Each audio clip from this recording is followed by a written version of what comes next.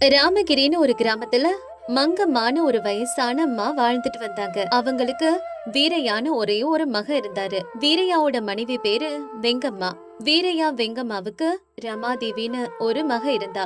மங்கம்மா ரொம்ப சிக்கனமானவங்க. ஒரு ரூபாய் செலவு செய்யணும்னாலும் ஒரு தடவைக்கு 10 தடவை யோசிப்பாங்க. ஆனா பேத்தி ரமாதேவி அப்படி இல்ல. எது பண்ணாலும் எதை பயன்படுத்தினாலும் அது விலை அதிகமானதா இருக்கணும்னு நினைப்பா. ஆடம்பரத்துக்கு அவ அதிகமா முக்கியத்துவம் கொடுப்பா. ஒரு நாள் வீரையா கிட்ட இப்படி சொல்றா: அப்பா, அடுத்த வாரம் பக்கத்து தெருவுல இருக்க ரங்கையா பொண்ணுக்கு கல்யாணம். அந்த கல்யாணத்துக்கு நான் கட்டிக்க நல்ல பட்டு புடவை வேணும். சரிம்மா, வாங்கிக்க. பட்டு புடவைக்கு எவ்வளவு செலவாகும்? குறைஞ்சது 5000 ரூபாவது வேணும்பா. அதை விட கம்மியான விலைக்கு எடுத்தா புடவை நல்லா இருக்காது. தூரத்துல இருந்து இத கேட்ட மங்கம்மா இப்படி சொல்றாங்க: என்னது, 5000 ரூபாவா? என்னடி ரமா, போன வாரம் தானே பண்டிகைக்கு புது Dress வாங்கின. அதுக்குள்ள மறுபடியும் எதுக்கு புது Dress? பாட்டி, அது பண்டிகைக்கு வாங்கினது. அதை ஏற்கனவே ஒரு தடவை கட்டிட்டல்ல. கல்யாணத்துக்கு போகணும்னா நல்ல புது புடவை கட்டிட்டு போகணும். பழச கட்டிக்கிட்டு போனா சொந்தக்காரங்க எல்லாம் என்ன நினைப்பாங்க? உன்ன மாதிரி எல்லாம் கஞ்சத்தனமா என்னால இருக்க முடியாது. அம்மாடி, மானங்கிறது நம்ம உடைகள் இல்லம்மா, நம்ம நடத்தையில தான் இருக்குது. உன் அப்பா வெயில் மழைன்னு பார்க்காம வயல்ல வேர்வை சிந்தி சம்பாதிச்சுக்கிட்டு வரேன். நீ இப்படி யோசிக்காம செலவு செஞ்சா இத பாக்குறப்ப என் மனசே ஆறல. தேவைக்கு மட்டும்தான் எப்பவும் செலவு செய்யணும். ஆடம்பரத்துக்கு செலவு செஞ்சா குடும்பம் என்னத்துக்கு ஆகுறது? பாட்டி, வாழ்க்கைங்கிறது சம்பாதிக்கிறத சேர்த்து வைக்கிறது மட்டும் இல்ல, சம்பாதிக்கிறத அனுபவிக்கணும். உலகமே மாறி போயிடுச்சு. நீ இன்னும் பழைய காலத்துல இருக்கிற, அனுபவிக்காம சம்பாத்தியம் எதுக்கு பாட்டி? அதுக்காக இருக்கிறதெல்லாம் அழிச்சு செலவழிக்கிறதா? நாளைக்கு நீ கல்யாணம் பண்ணி போயிட்டேன்னா உன் புகுந்த வீட்டுல சூழ்நிலை எப்படி இருக்குமோ, இந்த பழக்கம் தானே அங்கேயும் உனக்கு வரும். ஐயோ, உன்கிட்ட என்னால பேச முடியாது. நீ பழைய காலத்து ஆளு. நான் போறேன். அப்படி சொன்ன ரமா கோபமா வீட்டுக்குள்ள போயிடுறா. மங்கம்மா இப்ப தன்னோட பையன் வீரையாவை பார்த்து இப்படி சொல்றாங்க: வீரையா, புள்ளைக்கு சிக்கனம்னா என்னன்னு கத்து கொடு. இப்படி செல்லம் கொடுத்தா நாளைக்கு போற வீட்டுல கஷ்டப்படுவா. நாளைக்கு நம்ம இருப்போமோ இல்லையோ, இப்படி ஆடம்பரமா இருந்தா அவ வாழ்க்கை எப்படி இருக்கும்? நான் என்ன செய்யறதுமா? ஒரே ஒரு மகனு செல்லம் கொடுத்து வளர்த்துட்டேன். அவ இப்படி பிடிவாதக்காரியா வருவான்னு நான் நினைக்கவே இல்ல. வாழ்க்கை எல்லாருக்கும் எல்லா பாடத்தையும் கத்து கொடுக்குமா. இப்ப நம்ம எவ்வளவு எடுத்து சொன்னாலும் அவளுக்கு புரியாதுமா. ஒரு நாள் பணத்தோட மதிப்ப அவளே புரிஞ்சுக்குவா. கொஞ்ச நாளுக்கு அப்புறம் ரமாதேவிக்கும் பக்கத்து ஊரை சேர்ந்த சத்யம்க்கும் கல்யாணம் நடக்குது. சத்யனோடது ஒரு நடுத்தர விவசாய குடும்பம். வீட்டுல சத்யனுக்கு அப்பா சோமையா மட்டும்தான். சத்யனோட அம்மா அவன் சின்ன வயசா இருக்கும் போதே இறந்துட்டாங்க. கல்யாணமான புதுசுல சத்யம் ரமாதேவிய ரொம்ப நல்லா பாத்துக்கிட்டான். ஆனா ரமாதேவியால தன்னோட பழக்க வழக்கங்களை விட முடியல. கொஞ்ச நாளைக்கு அப்புறம் தீபாவளி பண்டிகை வந்துச்சு. எங்க தீபாவளிக்கு எனக்கு பட்டு புடவை வேணும். நான் எங்க வீட்டுல இருந்தப்போ அப்பா ஒவ்வொரு பண்டிகைக்கும் பட்டு புடவை வாங்கி கொடுப்பாரு. என்ன ரமா, நீ கேக்கும் போது நான் வாங்கி கொடுக்காம இருப்பனா? உனக்கு எவ்வளவு பணம் வேணுமோ பீரோல இருக்கும், எடுத்துக்கோ. சத்யம் உழைச்சு சம்பாதிச்ச பணத்தை கொடுத்து ரமாதேவிக்கு புடவை வாங்கி கொடுத்தான். கொஞ்ச நாட்கள்லயே பொங்கல் பண்டிகை வந்துச்சு. ரமாதேவி மறுபடியும் புது புடவை வேணும்னு பிடிவாதம் பிடிச்சா. அந்த வருஷம் விளைச்சல் சரியா இல்லைனாலும் மனைவியோட மனசை ஏன் புண்படுத்தணும்னு சத்யம் கடன் வாங்கி அவளுக்கு புடவை வாங்கி கொடுத்தான். அடுத்தது தமிழ் புத்தாண்டு வருது. எங்க நாளைக்கு தமிழ் புத்தாண்டு, அதனால நல்ல பட்டு புடவையா வாங்கி கொடுங்க. ரமா, ஒரு நிமிஷம் நான் சொல்றத கேளு. இந்த வருஷம் மழையே இல்ல, வயல்லாம் காஞ்சு போய் கிடக்கு. ஏற்கனவே உனக்கு வரிசையா 2 பண்டிகைக்கு புது புடவை வாங்கி கொடுத்தனே, அதெல்லாம் ஒரு தடவை தானே கட்டிருக்க. இந்த புத்தாண்டுக்கு அதுல உன்னை கட்டிக்கோ. என்னது, பண்டிகைக்கு நான் பழைய புடவை கட்டிக்கணுமா? என் பிறந்த வீட்டுல இருந்தப்போ ஒவ்வொரு பண்டிகைக்கும் நான் புது பட்டு புடவை தான் கட்டுவேன். நீங்க என்ன சரியாவே பாத்துக்கிறது இல்ல. நீங்க புது புடவை வாங்கலைன்னா நான் பண்டிகையை கொண்டாட மாட்டேன். அது இல்ல ரமா, நம்ம வருமானத்தையும் பார்க்கணும் இல்லையா? வீட்டுல மளிகை சாமான் வாங்குறதுக்கே காசு கம்மியா இருக்கு. எனக்கு அதெல்லாம் தெரியாது. பண்டிகைக்கு புது புடவை வாங்கியே தரணும், இல்லனா அவ்வளவுதான், சொல்லிட்டேன். ரமாதேவி இப்படி பிடிவாதம் பிடிச்சதுனால சத்தியத்துக்கு வேற வழி இல்லாம தன்னோட ஃப்ரெண்டான சந்திரத்துக்கிட்ட பணம் வாங்கி ரமாதேவிக்கு புடவை வாங்கி கொடுத்தான். ஆனா ரமாதேவி அதோட நிறுத்தல. வீட்டுக்கு தேவையான பொருட்கள் எல்லாம் வாங்க சொல்லி சத்தியம தொந்தரவு செய்ய ஆரம்பிச்சா. இதனால வீட்ல எப்ப பார்த்தாலும் சண்டையாதான் இருந்துச்சு. இந்த விஷயம் வீரையாவுக்கு தெரிஞ்சது. வீரையா மகளை பாக்குறதுக்காக சத்தியத்தோட வீட்டுக்கு வராரு. என்னம்மா ரமா, எப்படிமா இருக்க? மாப்பிள்ளை எப்படி இருக்காரு? நீங்க ரெண்டு பேரும் சந்தோஷமா நிம்மதியா இருக்கீங்களா? என்ன நிம்மதிப்பா, உங்க மாப்பிள்ள மகா கஞ்சனா மாறிட்டாரு.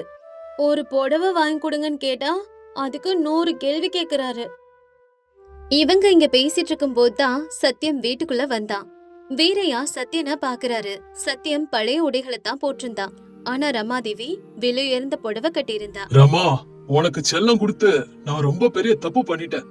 அது உனக்கு இப்ப புரியல. சத்தியம் உனக்காக கடன் வாங்குறான். ஆனா பாரு, தனக்குன்னு ஒரு புது Dress கூட வாங்கிக்கிறது இல்ல.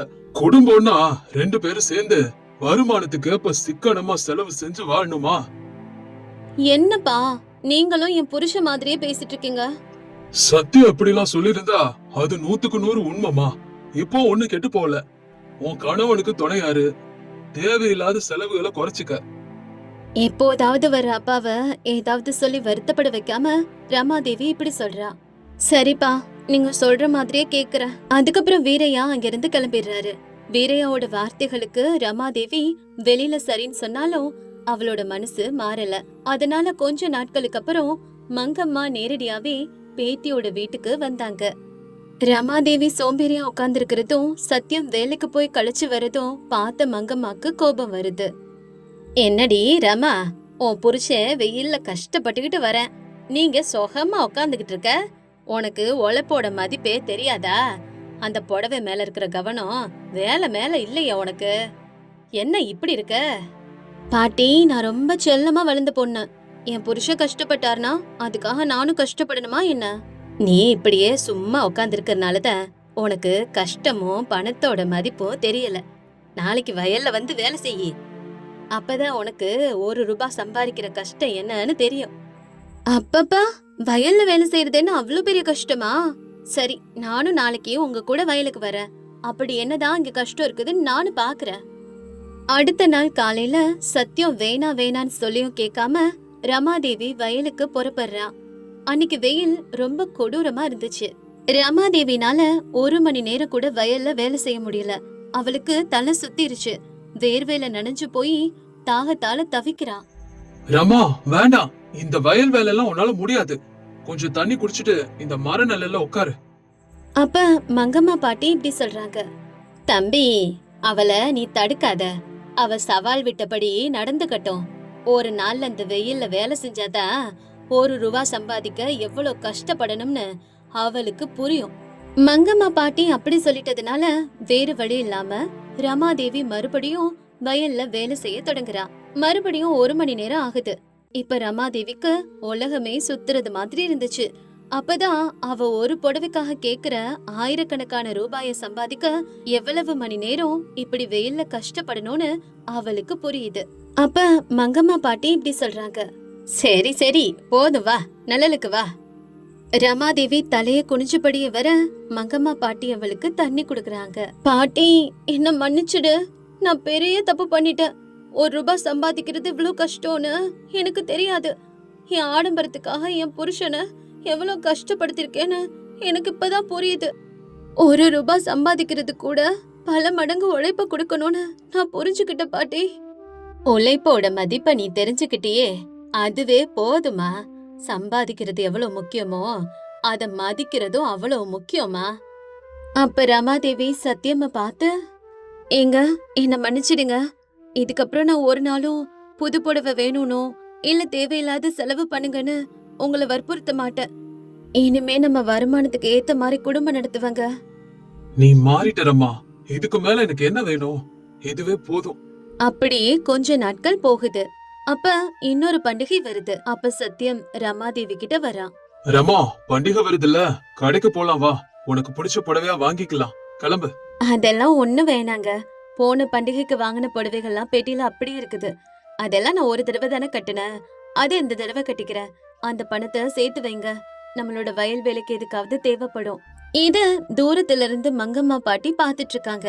ரமா மனசு மாறினதை பார்த்து அவங்களுக்கு ரொம்ப சந்தோஷமா இருக்கு. ஆடம்பரமா செலவு பண்றவளாவும் பேராசக்காரியாவும் இருந்த தன்னோட பேத்தி இப்ப முழுசா மனசு மாறி ஒரு சிறந்த குடும்ப தலைவி ஆயிட்டான்னு அவங்களுக்கு ரொம்ப பெருமையா இருக்கு. உழைப்போட மதிப்பை தெரிஞ்சுக்கிறப்பதான் பணத்தோட மதிப்பும் நமக்கு தெரிய வரும்.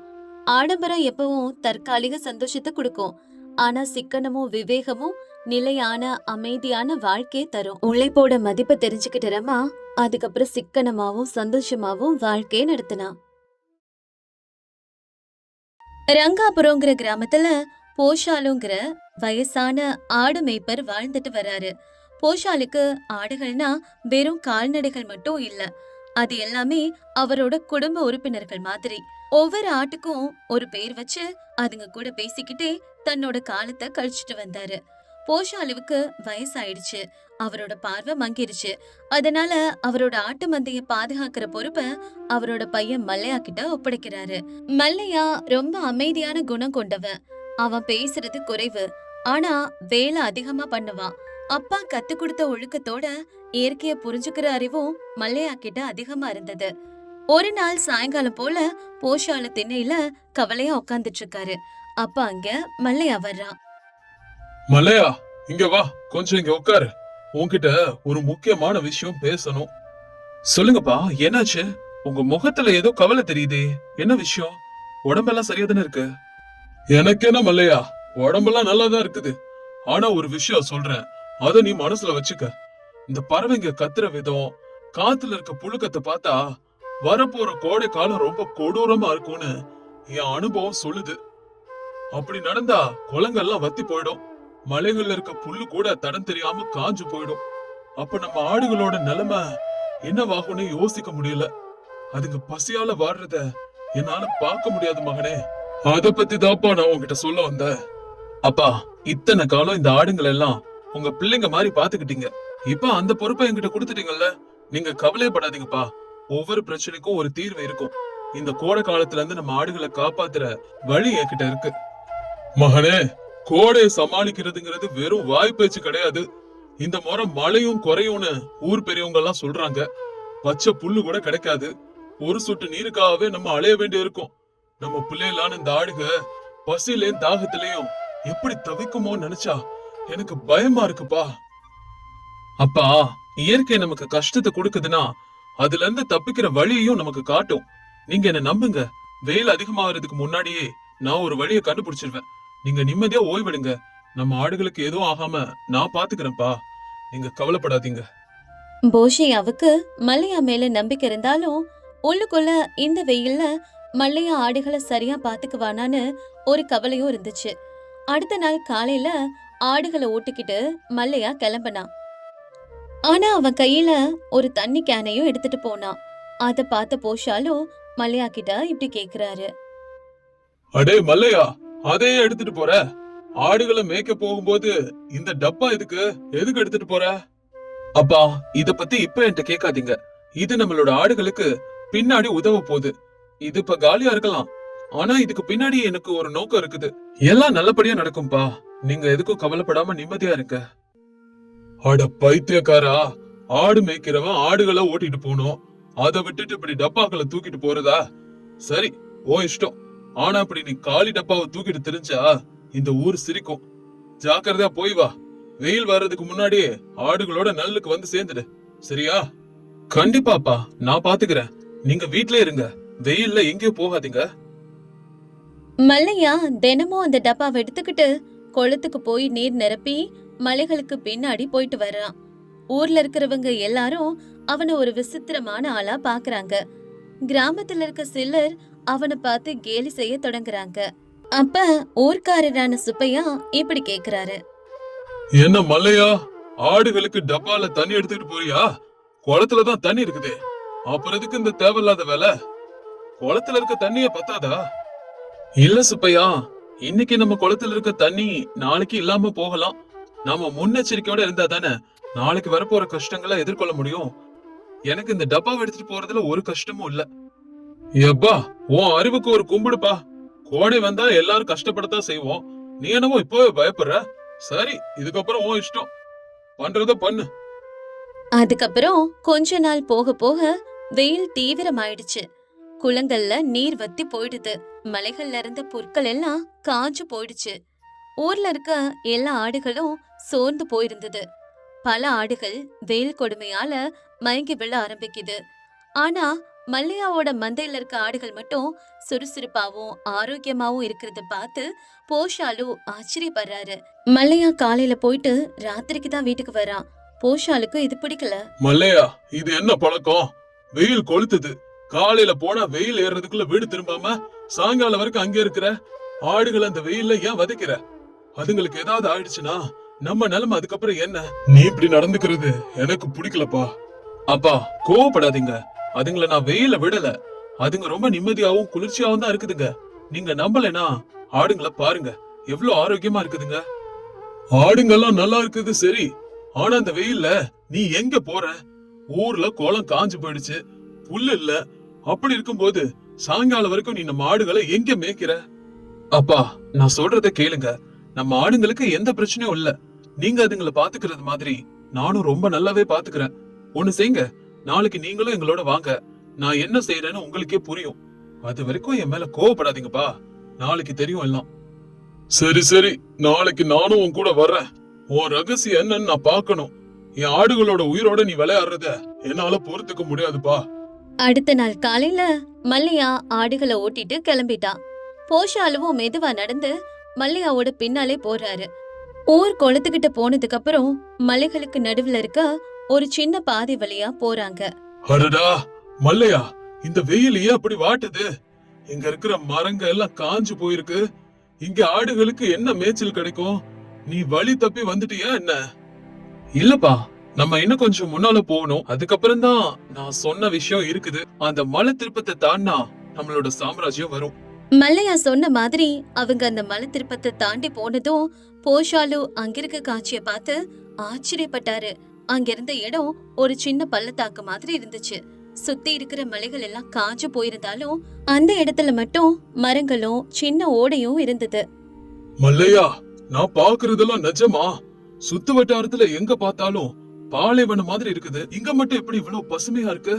இவ்வளவு வெயில்ல இந்த மரங்கள்லாம் எப்படி படைச்சது? இந்த தண்ணி இருக்கிற இந்த குட்டை எங்க இருந்து வந்துச்சு? எனக்கு ரொம்ப ஆச்சரியமா இருக்கு. அப்பா, இது எல்லாமே என்னோட உழைப்பு. வெயில் தொடங்குறதுக்கு முன்னாடியே நான் ஒரு சில செடிகளுக்கான விதைகளை தூவினேன். தினமும் அந்த டப்பாவில குளத்துல இருந்து தண்ணீர் எடுத்துட்டு வந்து இங்க ஊத்துவேன். டப்பாவில நீர் நிரப்பி இங்க இருந்த மரங்களுக்கும் புற்களுக்கும் தினமும் தண்ணி ஊத்துனதுனால அதுங்கெல்லாம் அந்த வெயில தாங்கி நிக்குதுங்க. இந்த நீர்க்கூட்ட அது நான் கொஞ்சம் ஆழமா மண்ண தோண்டினதுனால பூமியில இருந்து வந்த தண்ணி. போஷாலு இப்ப கண்ணீரோட இப்படி சொல்றாரு. மகனே மல்லையா, நான் உன்னை தப்பா புரிஞ்சுக்கிட்டப்பா. நீ கொண்டுட்டு வந்து அந்த டப்பாவுக்கு பின்னாடி உன்னோட யோசனையும் இவ்வளவு பெரிய உழைப்பு இருக்கும்னு எனக்கு தெரியலப்பா. ஊர்ல இருக்க எல்லாரும் கோடையை திட்டி தீத்துக்கிட்டு இருக்கும் போது நீ மட்டும் கோடையே எதிர்க்கிற வகையில இந்த சின்ன வனத்தையே உருவாக்கி இருக்க. அப்பா, கஷ்டம் வரப்போகுதுன்னு தெரிஞ்சதுக்கு அப்புறம் பயந்து உட்கார்ந்துருந்தா பலன் இல்ல.